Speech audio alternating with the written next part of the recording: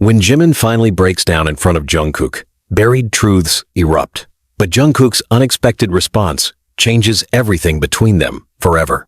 "Don't pretend you don't know what you did." Jimin's voice cracked through the silence, shattering the air like glass under pressure. Rain hammered against the floor-to-ceiling windows of their studio apartment in Seoul, the night outside darker than usual, as if it too was holding its breath. Inside, Jimin stood trembling, shoulders taut, fists clenched, his breath uneven. He wasn't crying, not yet.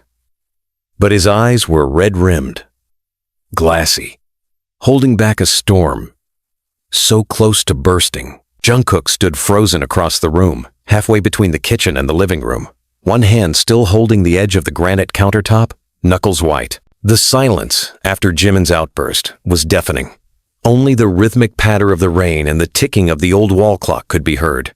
Time didn't just feel suspended, it was paralyzed. "You think you're so good at hiding?" Jimin whispered almost to himself. "But I see you, Jungkook. Every damn day I see what you're doing, or pretending not to do." Jungkook didn't move, not even a blink. But the flinch in his jaw, the slight twitch at the corner of his mouth, it was there, barely visible, but Jimin caught it. This wasn't the first time they fought. But this was the first time Jimin had let the dam break. "I've covered for you, lied for you, defended you, even when I didn't know why. But this silence you keep giving me, it's killing me." Jimin's voice trembled, the anger laced now with something softer and far more dangerous hurt. Raw, blistered, honest pain. The storm inside him had been building for weeks. No, months. Since that night in Tokyo when Jungkook disappeared for hours without a word.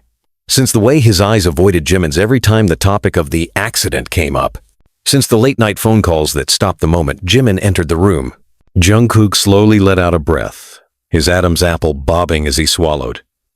"I never wanted to hurt you," he said, voice low and gravelly, like every word scraped against something sharp on its way out. "But I didn't know how to tell you the truth." Jimin let out a bitter laugh. "Oh, now you want to tell me the truth? I thought I was protecting you."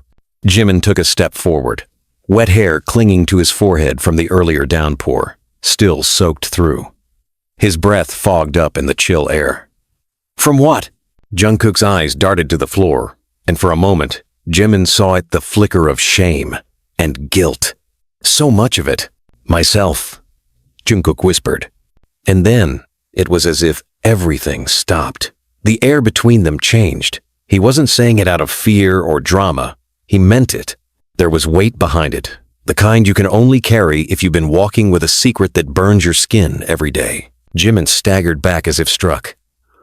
"So that's it? You've been disappearing, lying, closing yourself off because you think you are the danger?" "I know I am," Jungkook said, and then quietly, "You weren't supposed to find out." The walls of their apartment suddenly felt too close, the silence no longer comforting but suffocating. A memory flashed across Jimin's mind, Jungkook's hand trembling uncontrollably one night after practice, brushing it off as exhaustion.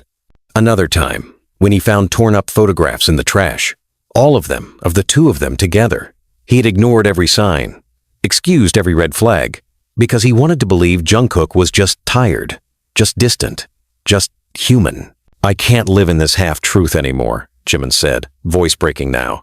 "I gave you everything, Jungkook, and you turned it into a maze I couldn't escape. I never meant to. You never meant to, but you did." Jimin's hands dropped to his sides, defeated. "You can't love someone while hiding this much of yourself. It's like trying to hug a ghost." Jungkook stepped forward slowly. "Then let me finally tell you. Everything. No more games." And just like that, the dam holding back his own secrets cracked open. With eyes shining with something between sorrow and surrender, Jungkook finally met. Jimin's gaze really looked at him, as if trying to memorize the very shape of his soul before it was too late. "I didn't disappear in Tokyo because I was with someone else," Jungkook said. "I disappeared because I was being followed." Jimin blinked. "What?" "They've been watching me since that night in Busan, and if they know you're close to me, they'll come for you too." Rain pounded louder outside, and a far-off thunder rumbled as if in response. "Who, Jungkook?" Jimin asked. "Who's following you?" Jungkook's voice was a whisper of dread. The ones who know what I saw. What I did. The night that boy died. And then, in that moment, Jimin knew this wasn't about a fight. It was about a truth that had been buried for far too long, clawing its way back to the surface. And it had just begun. You think I don't know pain? Jimin spat the words like poison, his voice trembling under the weight of betrayal. You think you're the only one walking around carrying ghosts? The apartment lights flickered either from the thunderstorm outside or the sudden surge of energy between them. Jungkook stood still, drenched in sweat, as if he'd just run a marathon through hell. His pupils were dilated, lips slightly parted, and his whole body tensed as if ready to either confess or run. I didn't tell you because I didn't want to drag you into this, Jungkook said, his voice barely audible beneath the rain and tension. But it was always going to find you, because you're the only real thing I have left. Jimin took a shaky step back, the words hitting deeper than he expected. Don't you dare use me as your excuse. You think I wanted this? Jungkook shouted, his composure fracturing. I watched someone die, Jimin. I watched his life leave his body, and I did nothing. Jimin's mouth opened, then closed. There was a silence filled with too many unsaid things. I tried to forget, Jungkook continued, voice cracking now. Tried to train harder, sing louder, smile wider. But it never left me. The image, his eyes, the way his body hit the ground. Stop, Jimin whispered. I can't, Jungkook said. Because now they're following me. Because I saw something I wasn't supposed to. And they know I told someone. Jimin's mind raced. None of this felt real. Just 20 minutes ago, he had stormed into this apartment ready to burn it all down over weeks of cold shoulders and unexplained silences. Now he was being dragged into a murder? You need to start from the beginning, Jimin said, trying to steady his breath. Jungkook sank into the edge of the couch like his knees had given out. It was February, Busan. After the show. Jimin remained standing, arms crossed, eyes scanning Jungkook's every movement. We went out after the concert. Nam Junhyung went back early, but I stayed. I just wanted to breathe. I walked near the harbor past midnight. That's when I saw it. His voice grew distant, like he was narrating a dream he hadn't yet accepted as real. There were two men. No boys, maybe college age. One of them was already bleeding, begging. The other one had a knife. It wasn't a robbery. It was personal. He stabbed him again, over and over. I just stood there. Jimin swallowed hard, the room spinning slightly. I don't know if he saw me, but I ran. I didn't go to the police. I didn't say a word. A few days later, a headline popped up. University student dies in apparent gang altercation. No mention of witnesses. No mention of the stabbing. And the killer? Jimin asked, voice hoarse. Jungkook looked up. His eyes were bottomless. He's one of them. Them? The Foundation. The investors who bankroll the entertainment industry. The ones who own everything. He's their son. They erased the footage, paid off the police, covered it all up. And You saw too much, Jimin whispered. They tried to scare me off at first. Anonymous texts, surveillance. But then I got this. Jungkook pulled a thin envelope from under the coffee table and handed it to Jimin with shaking hands. Inside was a printed photo, blurry, but unmistakable. Jimin asleep, in his own apartment, taken from inside the room. Jimin dropped the photo like it was on fire. His heart thudded violently. You didn't tell me about this? His voice broke. They were inside my home? They won't stop until they erase every threat, Jungkook said. That includes you now. Jimin stood there, blood draining from his face. So what, Jungkook? You want us to run? I want us to survive. And then what? Spend the rest of our lives looking over our shoulders? You think I haven't thought about that every day? Jungkook snapped. But I can't take it anymore. The silence, the pretending, the fear. I need you to know the truth, because I can't protect you if you don't understand what we're really up against. Jimin paced, hands dragging down his face. You should have told me the second it happened. I was scared, Jimin. Not just for me. For you. For all of us. What if I go to the police and disappear the next day? What if they come for my family? The company?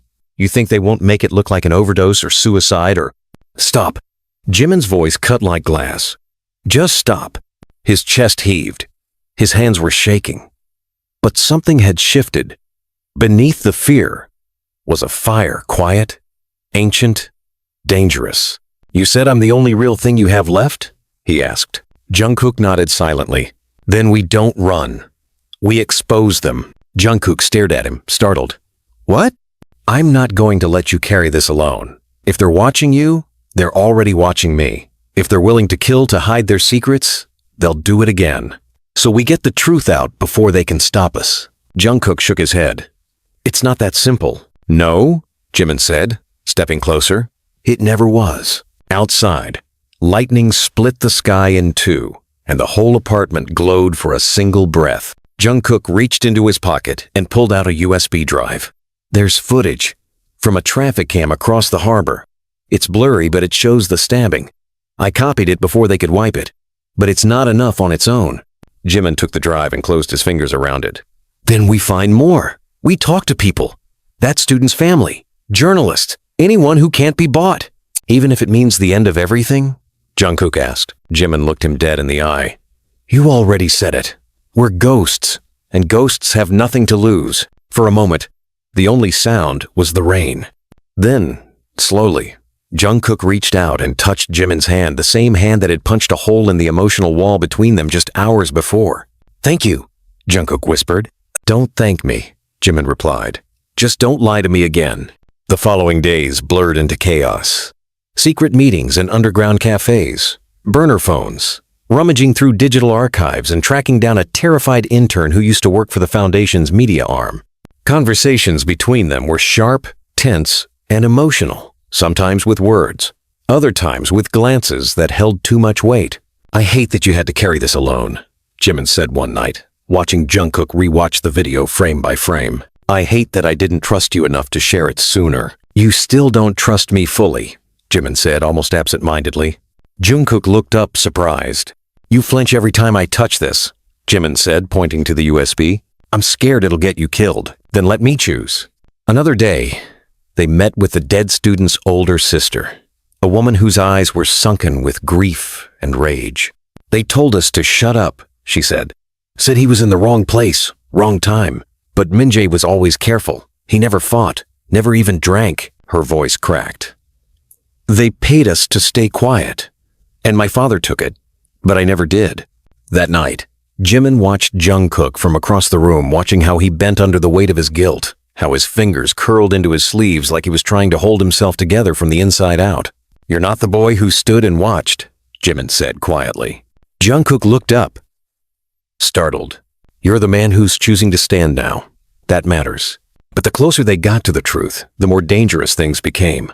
Jimin's car tires were slashed, their phone lines were tapped, and once they came home to find the apartment door wide open. Nothing was stolen. But the USB was gone, and in its place, a single black card with embossed letters. You were warned. Jimin sat down, shaking. They're not bluffing anymore, Jungkook said, his voice cold now. They want war, and they're going to get it, Jimin replied. The episode ended not with shouting or running, but with two hands joined over a small table, eyes locked, breathing in sync, together in danger, together in truth. No more secrets. No more lies. You think they're going to let us walk away after this? Jimin's voice was low, laced with disbelief. Eyes narrowed against the glow of the early morning sun, bleeding through the blinds. Jungkook stood motionless in front of the shattered remains of their coffee table, glass shards scattered like stars across the wooden floor. The aftermath of a break-in that neither of them had heard until it was over. The USB drive was gone. Again. This time, for good. They're not just trying to scare us now, Jungkook muttered, his voice strangled with something darker than fear. They're mocking us. Jimin walked barefoot through the broken glass. Uncaring as a thin crimson trail began to form at the edge of his heel. Let them watch. Let them think we're weak, but they don't know us. Don't romanticize this, Jungkook snapped, finally turning to face him. His eyes were wild, restless, barely tethered to sanity. This isn't some poetic war. This is real. These people, they kill for sport. They own judges, detectives, CEOs. We're ants to them. Then let's be the ants that bite, Jimin hissed. Jungkook took 2 slow steps forward, now chest to chest with him. You're not listening. I don't care what happens to me. But you? I swear to God, if they touch you, they already have, Jimin interrupted, his voice cracking open like an old wound. The moment you looked me in the eyes and lied for the first time, they touched me. And I stayed. I chose this. The silence that fell between them was not empty. It was vibrating, angry, and thick with 1,000 regrets. Somewhere in the city below, a siren wailed, distant and hollow, as if warning the world that the reckoning had begun. Later that day, the name of the Foundation's heir was leaked online. They hadn't done it. An anonymous Twitter account had posted the information alongside a grainy still from the now missing USB footage. The photo, a knife dripping with blood under the harbor lights. The name tag below, Kang Seo-jin, son of Kang Industries chairman and private investor in one of Korea's largest entertainment conglomerates. It wasn't just an escalation, it was a declaration of war. Within an hour, the tweet vanished. Within 2, the account was suspended. Within 4, the sister of the murdered student Min Jae's sister was found unconscious in her apartment, pills scattered across the floor. "She's alive," Jungkook said, reading off the news article, his voice shaking. "But she's in a coma. No forced entry. Authorities are calling it a suicide attempt." Jimin slammed his fist into the wall, a dry sob escaping his throat. "No. No, she wouldn't. Not after everything. Not after what she told us. They're closing in. We're running out of time." Their next move had to be bold, irreversible, and loud enough to shatter the illusion of safety that the Foundation had wrapped around itself for decades. The plan formed like smoke, chaotic, beautiful, dangerous. They would go live, not through networks, not through press releases, but on stage at one of the most watched events of the year, the charity gala hosted by the very industry that was funded and molded by Kang Seo-jin's empire. They would take the microphone, they would speak the names, they would release what footage they still had, recovered screenshots, voice recordings, time-stamped evidence backed by independent tech analysts. If the system refused to prosecute from the inside, they'd set fire to the walls from the outside. "You know what you're doing, right?" Namjoon asked, arms crossed, a deep crease forming between his brows. He had shown up unannounced after 2 weeks of silence, having seen the tweet. "You're setting yourselves on fire. There's no going back from this." "We were already burning," Jungkook said. Namjoon looked at Jimin. "You're with him in this?" "I'm not with him," Jimin replied. "We're the same side of the matchstick." Namjoon handed over a tiny device. "This gets past stage security. High-frequency transmitter. You've got 10 seconds once you're in." Jimin took it without hesitation. The night of the gala arrived like a countdown to an execution. Inside the ballroom, everything sparkled chandeliers hung like frozen fireworks. Champagne glasses clinked, and laughter masked corruption. Jimin stood near the back in a sharp black suit, his heart a ticking bomb inside his chest. Jungkook was already backstage, dressed as one of the event's performers. As the MC called for the next musical act, the lights dimmed, and Jungkook stepped onto the stage. The crowd erupted in applause. No one suspected a thing. Jimin's breath caught as Jungkook took the mic and stared out into the sea of masks pretending to be human. Then he began to sing, a haunting melody, a lullaby, a trap. Halfway through the second verse, he stopped singing. Dead silence. Jungkook's voice sliced through the speakers, sharp and cold. "I dedicate this to Kang Seo-jin, the man who murdered a student by the harbor. The man whose family buried the truth under money and silence. And to everyone here tonight, you all helped him do it." Gasps echoed like gunfire. Jimin stepped forward, pressing the button on the transmitter hidden in his jacket. Behind Jungkook, a massive projection screen flickered on. Images burst forth, screenshots, footage, voice messages, a cascade of horror. Security surged forward. Jungkook didn't flinch. "This is your empire," he shouted. "This is what you protect." A guard lunged for the mic. Jimin tackled him to the ground, earning a brutal punch to the ribs. Chows exploded. The crowd screamed. Phones rose. Flashes blinded. Jimin's ears rang. His jaw throbbed. Somewhere in the madness, he saw Jungkook being dragged off stage by 2 suited men, his face bleeding, screaming Jimin's name. Then darkness. Jimin woke up in a holding room, wrists cuffed to a metal chair. "Mr. Park," the voice said from the shadows. "You've made quite a mess." A man stepped into the light. Polished shoes, gold ring, familiar face. Kang Seo-jin. Jimin stared, blood dripping from his temple. "You're going to make this disappear," Kang said calmly, wiping his hands with a cloth. You and that pathetic boyfriend of yours are going to tell the world it was a hoax. Performance art. You'll apologize. We'll spin it. We'll own it. And if I don't? Kang's smile didn't reach his eyes. Then I send your mother the footage from last night, unedited. She'll get to watch her son be beaten into a stain on a backstage wall. Jimin chuckled bitterly, tasting blood. You don't get it, do you? He whispered. What's that? This isn't about exposure. It's about ignition. Even if you kill me, hell, especially if you kill me, you can't stop what's already burning. He spat at Kang's feet. Then the door burst open. Namjoon. 3 lawyers. 2 journalists. Cameras rolling. Step away from him, Namjoon barked. We're live. Kang blanched. This room is bugged. And that footage you stole? Already uploaded, mirrored, backed up 1,000 times across the web. Sirens howled outside. Police, real ones this time. Jungkook stumbled in behind them, face battered but eyes blazing. He fell to his knees beside Jimin. You okay? He gasped. Jimin smiled through the pain. Only if you are. They were arrested briefly, interrogated, released. The story exploded across every major outlet. Protests erupted. Demands for investigation. Industry insiders were subpoenaed. Kang Industries stocks plummeted. The empire was crumbling. But it came at a price. They were no longer idols, no longer protected. Jimin stood weeks later on the roof of a cheap apartment in a different city, wind brushing through his hair. Jungkook sat beside him, bruised but alive. We lost everything, Jungkook said softly. No, Jimin whispered. We finally have something real. Their hands met between them. No kamedas, no applause. Just 2 boys who survived the fire and chose to stay burning. You know what they said? Jimin's voice was low, bitter, eyes fixed on the cracked mirror above the motel sink. They said we were mentally unstable artists, attempting viral relevance through performance terrorism. That was the headline. Jungkook leaned against the bathroom doorframe, arms crossed over his chest, face cast in shadows by the single buzzing bulb. The room smelled like mildew and cleaning chemicals.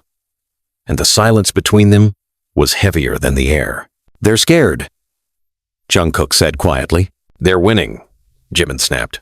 People are talking about us like we're lunatics, delusional, obsessed with conspiracy. They've scrubbed the footage from every major platform. The news cycle has moved on. Kang is still free. They buried it again, but this time with our names pinned to the top like trophies. Jungkook took a slow step forward. Then we go deeper. Jimin turned to him. His reflection shimmered like a ghost in the mirror. How deep, Jungkook? There's no bottom to this. We exposed murder, and they answered with silence and character assassination. There is no law here. Just money. Just power. Then we find the cracks, Jungkook said, his voice rising, shaking. Because they exist. I know they do. They're human. They bleed. Jimin slammed his fist against the wall, a strangled sound bursting from his throat. I don't want to bleed anymore. Jungkook went still. I'm tired. Jimin breathed, voice softening. I haven't slept in weeks. I flinch every time I hear footsteps outside the door. I keep thinking, what if I close my eyes and never open them again? What if they get us while we're sleeping? Jungkook reached for him, tentative hands hovering just above his shoulders before finally resting there, solid and warm. We're not done yet, he said. I swear to you, we're not. I'm not afraid of dying, Jimin whispered. Jungkook didn't speak. He couldn't. Not when every word would crumble under the weight of his guilt. They moved again. Another city. Another name on the motel sign. Each time they crossed a new border, they dyed their hair, changed their phones, burned documents. Their old lives were gone. So were their families, the company, the stage, their fans, but not their purpose, and not each other. They met with an underground investigative collective in Busan, former journalists, hackers, whistleblowers. The group was led by a woman named Sohee, whose left eye was permanently damaged after reporting on illegal organ trafficking. I saw the footage, she told them, eyes sharp beneath her cigarette smoke. You were right, and if you're still breathing, it means Kang underestimated you, or he's saving us for something worse, Jimin muttered. Sohee handed them a thick file. There's more. You weren't the first witnesses. You were just the first who didn't fold. The file was thick with testimonies, deleted news reports, missing person cases, many of which had one thing in common: Kang Industries or its subsidiaries. "So, what do we do?" Jungkook asked. "We hurt them where it matters," so he said. "Not with press conferences, with evidence, financials, surveillance. If we expose their internal rot tax fraud, human trafficking, illegal experiments, then they can't just erase it. They'll eat themselves alive." The next phase was dangerous beyond anything they'd done before.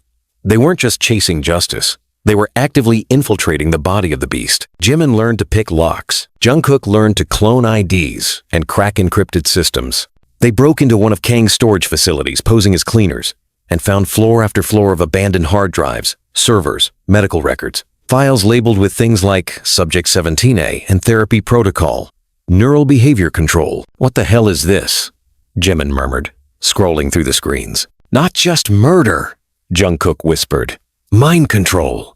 Experimental tech. On people." They took what they could, uploaded it all to Sohee's secure server farm. But they knew it wasn't enough. They needed a face, a voice, a crack in the facade that could shatter the empire from within. They found it in a man named Do Kyun. He used to work for Kang. Cleaned up messes. Silenced people. Now, he was dying of cancer in a hospice on the outskirts of Daegu. "I've got 3 months left," Kyun rasped, skin thin over bones. "You boys want to know the truth? I'll give it to you, but not for justice, for revenge." He confessed to everything. The cover-ups, the payoffs, the deaths made to look like overdoses. The real reason Min-jae was killed, not a random act, but because he discovered a shipping manifest connecting Kang Industries to illegal medical trials on teenagers from low-income neighborhoods. "I buried bodies," Kyun whispered. "They told me to make them disappear. I did. And then I stopped sleeping. You boys want proof? I buried the last one near the old training complex in Giola. You find it, you win." They did. Underneath a dry field, surrounded by fencing and fake private property signs, they found human remains, young male. A silver locket with the name Hyunsu etched inside. They filmed it, sent the footage to every major foreign outlet. They didn't wait for permission. The video went viral in less than 12 hours. This time, they had documentation, dental records, signed orders, medical reports, and Kyun's final confession, recorded the day before his heart gave out. The house of cards collapsed, not in one glorious moment, but in a slow, violent avalanche. Kang Seo-jin was arrested at Incheon Airport, trying to flee with a diplomatic passport. His father was placed under federal investigation. 2 politicians resigned. 3 police officials were fired. Their entertainment company's shares fell by 64% in 2 days. Celebrities under their label began speaking out. Victims came forward. And amidst it all, Jimin and Jungkook were hailed as whistleblowers. Traitors, heroes, liars, martyrs. They didn't come out of hiding. Not right away. Because even as the world began to turn in their favor, the scars remained. One night, as they watched the trial unfold on a flickering motel TV, Jimin turned to Jungkook and said, "I still feel like I'm dreaming. Like I'll wake up and we'll be back in that apartment. He'll be staring at the floor. I'll be screaming. And none of this will have happened." Jungkook took his hand. "It happened. And it hurt. And we survived." Jimin looked at their interlocked fingers. "But I don't know who we are now," he said. "Not after everything." Jungkook didn't answer right away. Then, quietly, "We're what's left." Later, they stood on a rooftop. The city finally feeling less hostile, less foreign. The air was cleaner. The noise softer. "What happens now?" Jimin asked. Jungkook tilted his head toward the horizon. "We start again." "With what?" "With the truth. No cameras, no contracts, just truth." And as the wind rose, brushing past them like an old friend, Jimin realized that in all the fire, all the collapse, all the blood, they hadn't lost themselves. They'd just been stripped down to the core. And for the first time in a long time, they weren't afraid. "You should have let me die," Jimin said, standing over the rust-colored rooftop, wind howling around him like a scream no one wanted to hear. Jungkook froze. It wasn't the first time Jimin said something like that, but this time there was no bitterness in his voice, only calm. That terrifying, resigned calm. The kind that came after a storm, when the damage was done and there was nothing left to lose. Jungkook approached him slowly, watching the way Jimin's fingers tightened on the rusting guardrail. Don't say that. Not now. Not after everything we did. Jimin turned to him, eyes hollow. And what exactly did we do, Jungkook? We threw the grenade, sure, but the world rebuilt around it in a week. We cracked the sky open and all it did was drizzle. That's not true. You saw the headlines today. I also saw Kang Seojin being led into court in handcuffs, while his lawyers argued he was mentally unstable and victimized by the pressure of legacy. Jimin's voice sharpened. They're building him a parachute, and you know it. He'll serve time in a private facility, and in 2 years he'll be in Vienna attending art shows. Jungkook's fists clenched. We still exposed them, and the world blinked. Jimin spat. We didn't change anything. We flared, Jungkook. We burned hot and fast, and now they're erasing us like a typo. You think I don't feel that? Jungkook shouted, closing the distance between them. You think I don't lie awake wishing we'd done more? Said it louder. Made it uglier. But we survived, Jimin. We fought back when everyone else was too afraid to even whisper. Jimin stepped away from the edge. Not out of fear, but fury. We're still afraid. You flinch every time a car slows down near the apartment. I haven't used my real name in 6 months. My own mother thinks I'm dead. What did we win, Jungkook? Jungkook swallowed hard. Our truth. Truth doesn't pay for food. We were never in this for survival. But now we are surviving. Barely. Like fugitives in a world we tried to save.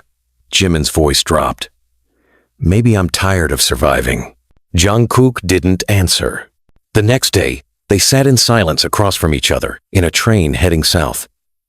The windows were fogged from the early morning rain, blurring the trees, and empty towns rushing past. Their duffel bags sat on the floor between their feet, packed, worn, and quiet. Neither of them spoke about where they were going. Not yet. At the station in Mokpo, they met someone unexpected. Tae-hyung. He stood at the end of the platform, umbrella tilted just enough to reveal the familiar slant of his smile. His suit was too nice for the setting. But his eyes looked older. I figured you'd show up eventually, he said as they approached. The sea always calls the wreckage home. They didn't hug. It wasn't that kind of reunion. But the weight of their history was thick in the air. You're the only person who still talks to us, Jungkook said, voice careful. I'm the only one who still believes you, Tae-hyung replied. Or maybe I'm just the only one who doesn't owe the industry a favor. He led them to a rented van, windows tinted, license plates switched. They're still watching, he explained. Not officially, of course, but someone's always watching. Let them. Jimin muttered. We're not hiding. They're not hunting you now, Tae-hyung said. Because they don't need to. You're ghosts. No one's afraid of ghosts anymore. That hit harder than Jimin expected. They drove along the coast in silence for a while, until Tae-hyung pulled off the main road and into a dirt path leading to an old facility, long abandoned, half collapsed. Vines grew through the broken walls, like the earth itself was trying to take it back. This place used to be one of theirs, he said, back when they were experimenting with memory suppression on trainees. They used to call it resilience therapy. Mostly it was just electroshocks and gaslighting. Jungkook shivered. They left in a hurry, Tae-hyung continued, probably because of what they did to a kid named Rian. He slit his wrists on the second floor and wrote, They changed my name too many times. I forgot who I was on the wall in blood. Jimin turned away. Why are we here? Jungkook asked. Because you've already broken them publicly, Tae-hyung said. Now you need to break them internally. There are files here, real ones. Hard copies. Unedited. This place was never digitally backed up because they never wanted what happened here to exist. If we can recover it, leak it, it won't be 2 activists crying murder anymore. It'll be thousands of voices finally justified. They broke into the facility just after midnight. The wind shrieked through the shattered windows. Mice scattered in the shadows. The air smelled of mold and forgotten lives. They split up flashlights in hand, hearts pounding. Jimin wandered down a hall painted in old slogans. Become who you're meant to be. Your pain is progress. No emotion without permission. He felt cold. Not from the air, but from the echoes. The lives lost in these walls. The silence that still screamed. Then he saw it. A locked steel door, scratched with fingernail marks. He called Jungkook. Together they pried it open with rusted crowbars and sheer desperation. Inside, hundreds of folders. Dusty, handwritten, brittle. They spent hours sorting through names, dates, photos, evidence of everything. Illegal testing, psychological abuse, disappearances, names they knew. Trainees who vanished from programs. Artists who retired early. One name made Jimin's hand freeze. Yoon Hyun-soo, Min Jae's best friend. The last person to see him alive. There was a file, a contract, a silencing payment, and a medical report that stated induced schizophrenia as a result of unauthorized neural stimulus tests. He never stood a chance. Jimin's stomach turned. He dropped the file, sat down in the dirt, and buried his face in his hands. "Are we too late?" he whispered. Jungkook knelt beside him. No. They scanned everything. Every page. Every photograph. They sent it all to Sohee's server. 2 days later, the first leaks began. Real documents. Names. Numbers. Locations. Autopsy reports. Branded company memos. The world couldn't ignore it this time. Protests reignited. Major figures resigned. The court moved to reopen Seojin's trial under new charges of conspiracy, human rights violations, and systemic abuse. Victims formed a coalition. Some gave interviews, some wept, some screamed. Jimin watched it unfold on a hotel television, the same one they'd nearly thrown off the balcony weeks earlier. He looked at Jungkook. "This time," he said softly, "I think we actually broke them." Jungkook didn't reply. His eyes were wet. Later that night, Jungkook climbed into bed beside him. They lay facing each other, inches apart. "Are you still afraid?" Jungkook asked. "Yes," Jimin replied, "but I'm not afraid alone anymore." Jungkook nodded. "Me neither." Their fingers met in the dark. No need for more words. They'd burned the lie, buried the dead, faced the silence. And when the world tried to forget again, they would remind it. Louder this time, colder, braver, together. "I saw him," Jimin said quietly, his voice threading through the half-lit room like a ghost refusing to leave. "At the courthouse, behind the glass," he smiled at me. Jungkook, who'd been staring at the news ticker crawling across the bottom of the muted TV screen, turned his head. His face looked sharper than it had a week ago, tighter jaw, darker under his eyes. War had carved them both into something else, neither idol, neither martyr, just men caught in the aftermath of truth. "Seojin?" he asked, already knowing the answer. Jimin nodded. He smiled like he knew something I didn't. Jungkook stood. The floor creaked under his bare feet as he walked toward the window and stared at the city below. Seoul looked like it always did. Bright, endless, indifferent. 1,000 lives behind every window. None of them knowing what it meant to drag yourself back from the edge only to find the edge had teeth. "He probably does," Jungkook said, voice flat.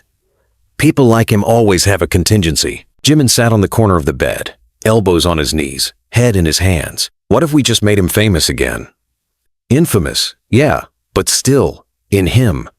Still in the center. Still pulling strings. "No," Jungkook said, turning. "We cut the strings. Then why do I still feel like a puppet?" Silence stretched. The kind that suffocates.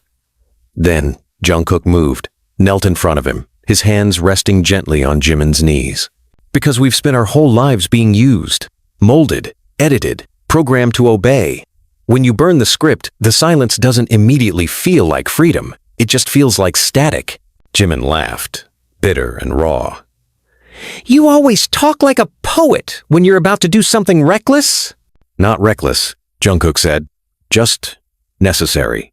The plan had already begun the night before. Sohee had returned from Europe with hard drives smuggled from a private server in Zurich. The drives contained everything Seojin's lawyers didn't want: leaked testimonies, private recordings, even footage from a re-education session with former trainees. But the most damning file was a live feed, unlisted, deep web, coded to bounce through 15 different countries before landing back in Korea. "What is it?" Jimin asked when he first saw it.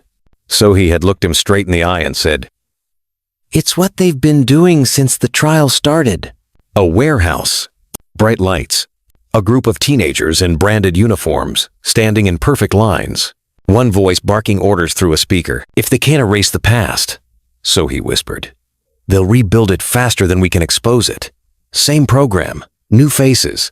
They're recruiting from orphanages now. Abandoned wards. Kids no one will report missing. Jungkook had nearly broken the monitor in half with his fist. So, the plan changed. No more leaks. No, more passive uploads. They were going to walk into hell and drag the devil into the sun with their own hands. Taehyung helped secure IDs, floor plans, blueprints, forged passes. Yoongi silent, until now wired a direct line through an encrypted military channel stolen off a former producer with deep tech ties. Everything pointed to one place. Facility 9, owned by a shell corporation, linked to Kang Industries, south of Incheon. Guarded, off-grid, no press, no paper trail. The date was set. They would break in. They would broadcast live. And they would bring it all down. The night before, Jimin sat on the motel rooftop again, smoking a cigarette he didn't even like. Jungkook joined him without a word, slid in beside him, knees brushing. You still think we're gonna die? Jimin asked. Jungkook looked at him, eyes unreadable. No, I know we might. But that's not the point anymore, is it? What is the point then, that no one else has to? The wind picked up, carrying the scent of exhaust and cold iron. Jimin shivered. Not from the cold, but from the weight. If we don't make it, he started, we will. If we don't, Jimin repeated firmly. I want them to know who we were. I don't want to be remembered as a scandal headline or a tragic artist or a cautionary tale. Jungkook touched his hand. Then remember this, he said. We didn't break. We burned. The next night, they entered Facility 9 with forged credentials and black jackets marked Logistics. The guards barely looked at them. So he and Taehyung kept the perimeter covered. Yoongi whispered directions into their earpieces like a ghost in the wires. Room after room past classrooms, sleeping quarters, medical bays until they reached it. The auditorium, clean, white, horrifying. Rows of teenagers stood like statues, eyes wide, expressions absent. In front of them stood a woman, sharp suit, perfect posture, soulless eyes. She was leading them in a chant. Your body is theirs. Your will is theirs. Your name is the name they give you. Body is theirs. Jimin's stomach turned. Jungkook didn't hesitate. He walked straight to the control panel on the side wall, yanked out the cables, and connected Yoongi's live link. The camera flicked on. The feed went global in 30 seconds. Jimin stepped forward and said, You don't know us, but you will. Chows erupted. The guards rushed in. So he screamed into the comms. Gunshots rang out in the distance. Sirens, alarms, red lights blinking like a countdown to erasure. Jungkook grabbed the microphone and shouted, They're using kids, again, replacing one generation with another. We have the proof. We are the proof. Jimin tore open a duffel bag and began throwing files into the air paper, raining down like broken wings. Pages of contracts, photos, medical scans. You're live, Yoongi whispered through the comm. Over 5 million watching now. Twitter's on fire. They're trending you as Burn the Foundation. More guards came. One tackled Jimin to the ground, slamming his head into the tile. Blood. Blinding pain. Another pointed a gun at Jungkook. Turn it off, the man barked. Jungkook looked into the camera. No. The screen went black. They woke up in a holding cell. Together. Jimin's temple was bandaged. Jungkook's lip was split. Their hands were cuffed. The air was stale. No one came for hours. Then the door opened. A man in a dark suit entered, carrying no badge, no name, just authority. He sat, looked at them. You boys just cost a lot of people a lot of money, he said. They want you dead. Jimin leaned forward, blood still caked on his neck. And what do you want? The man smiled. A deal. They refused. They were released 2 days later. International pressure, Human Rights Watch, UN attention. The world had finally noticed. Facility 9 was shut down. Its operators arrested. The foundation dismantled, one piece at a time. But not all evil burns. Some just burrows deeper. Still, for the first time, The sky felt wide again. Months later, Jimin stood on a stage again, not as an idol, not as a product, but as himself. A room of survivors, some still healing, some still raging, stood with him. He took a breath. "My name is Jimin," he said, "and this is not a comeback. This is a continuation." He glanced off stage. Jungkook nodded. Together, they had dragged the truth into the light. And though they were scarred, scattered, and no longer whole, they were free. And in the wreckage of what tried to consume them, they built something new. Not a legend, not a brand, just a voice that refused to be silent. The applause didn't sound like it used to. There were no flashing lights, no screaming fans in coordinated outfits, no sea of glowing sticks chanting their names, no handlers waiting backstage with towels and water bottles, no nervous producers whispering countdowns into earpieces. It was quiet, honest, raw. People clapped like they'd seen something they weren't supposed to, like they'd witnessed truth crawl out of a burning building and sit with them for a while. Jimin stood alone at center stage. No music, no backup dancers, just him and a microphone that didn't hide behind melody. He looked different now. He was different now, less polished, more real. His hair was darker, shorter, his jaw a little sharper, not from styling, but from sleepless nights and hard choices. His eyes still carried the smoke of what he'd walked through. Behind the curtain, Jungkook watched. He didn't need to stand beside him anymore. This moment belonged to Jimin, just like the next one would belong to Jungkook. Their strength wasn't in being one. It was in surviving as themselves. Jimin looked out at the audience. The dozens of survivors, former trainees, whistleblowers, activists, students, family members of the missing. Some still healing, some permanently broken, but all awake. "When we first spoke out," Jimin said into the mic, "people asked why. Why risk it all? Why destroy everything we'd built?" He paused.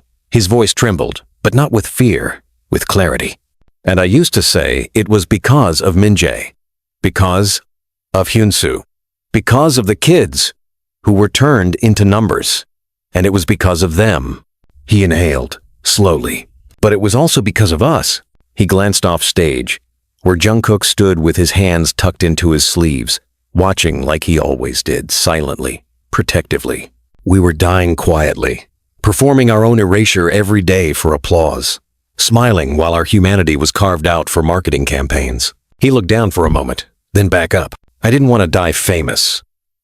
I wanted to live free." Someone in the crowd began to cry. Jimin stepped back from the mic. He didn't bow. He didn't wave. He just let the silence settle around them like a final note. Backstage, Jungkook met him with a half-smile, one that didn't need words. They walked out together into the night air, where the city had started to whisper their names again, but softer this time. Not as gods, not as ghosts, as men. "Do you regret it?" Jimin asked as they walked down the back alley, their steps echoing in the dark. Jungkook thought for a moment, then shook his head. "I regret waiting so long," Jimin chuckled dryly. "Yeah, me too. So what now?" Jungkook asked, his voice low. "Now," Jimin exhaled, tilting his head to the stars. "Now we live, not in hiding, not as icons, just as ourselves." "No spotlight?" "No spotlight." Jungkook smiled. "Thank God." They returned to their apartment later that night, small, cluttered, quiet. Nothing like the penthouses they once owned, but it felt like home. Jungkook made tea. Jimin sat cross-legged on the floor, sorting through letters, thank yous, poems, drawings from strangers they'd never met, but somehow saved. Jungkook handed him a mug and sat beside him. "You know," he said, staring into the steam, "I used to dream about disappearing." Jimin looked at him. "Not in a dramatic way," Jungkook clarified. "Just slipping out the back door of the world. No cameras, no obligations, no expectations." Jimin leaned his head on his shoulder. "You kinda got your wish," Jungkook smiled. "Yeah, except I didn't disappear. I became." Outside, it began to rain. A soft, rhythmic tapping against the windows. No thunder, no drama, just rain. Jimin closed his eyes. They had lost everything: status, fame, control, even safety. But in that loss, they'd found each other again, not as idols, not as warriors, just as Jimin and Jungkook. And that was enough. Not because it was perfect, but because it was real. And maybe, just maybe, real was always the most radical thing they could ever be. The world would move on. It always did. New scandals, new stars, new distractions. But in every corner, someone would remember the two who burned it all down. Not for revenge, not for glory, but for truth and for each other. And when the world looked away again, when the silence threatened to swallow everything once more, they'd still be here, together, burned, branded, but free.